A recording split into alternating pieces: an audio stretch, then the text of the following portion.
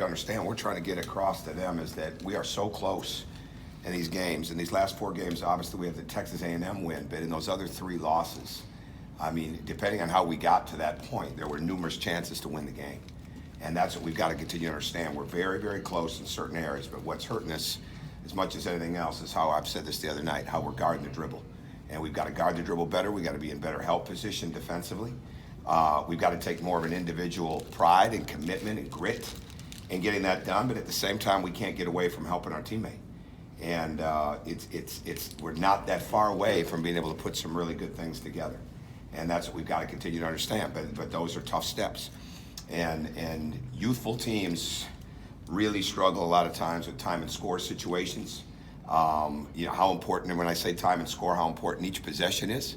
And it takes guys a while to learn that, and that's why our upperclassmen have got to continue to help with that as much as they possibly can. And that helps in those situations. But when you start to put stops together, it gets everything going for us. And that's what we just got to continue to understand as we go through this and we get ready for the next game. And because every team has got different strengths, every team has got something you hope that you can try to take advantage of. But at the end of the day, you can't be taken advantage of with the way you guard the ball. And that's what's happening to us, and that's what we've got to get better at, whether we're in man or zone. How's the communication? In the games, not as good, not nearly as good. I think we get too quiet.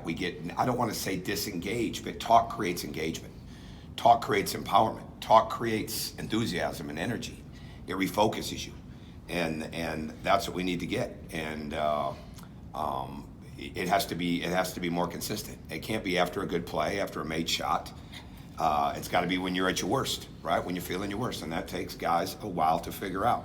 But there's no excuse for that. It's got to be better. I mean, it's got to be better. And as much as our on-the-ball defense hurt us the other day, and it's hurt us in some of these games, it's not being in the gaps to give help and give that early support and let the man know we're behind him. You know, we're in position to help him with the ball. So those are all things that have to improve as well. In the grand scheme of the rebuild that you're doing here, how important was Sahvir Wheeler? Oh, I think very important. Yeah, very important. He's getting better all the time. He plays with great speed. He can make a lot of things happen. And we need more from him on the defensive end as well.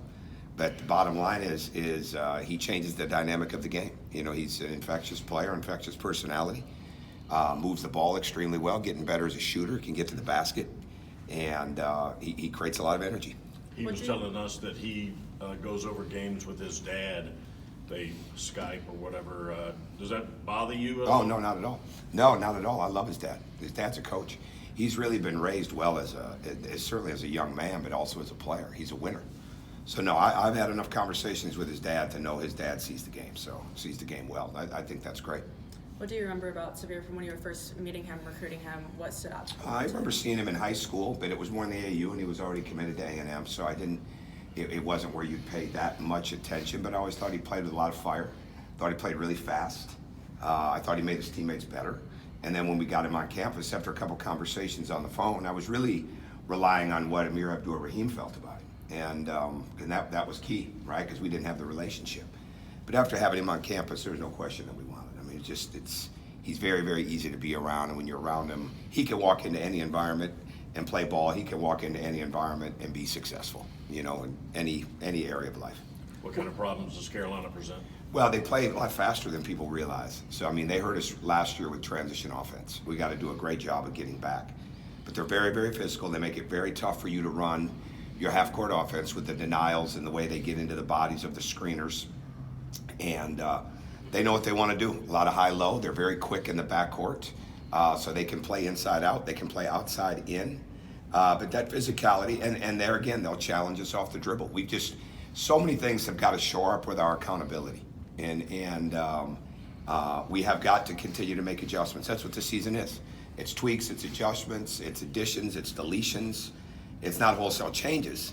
And really, I mean, a week ago we guarded really well against Texas A&M. And there were times in the Florida game we guarded really well. There were times in the Alabama game that we guarded well, even though the numbers didn't indicate it. But it's not consistent enough.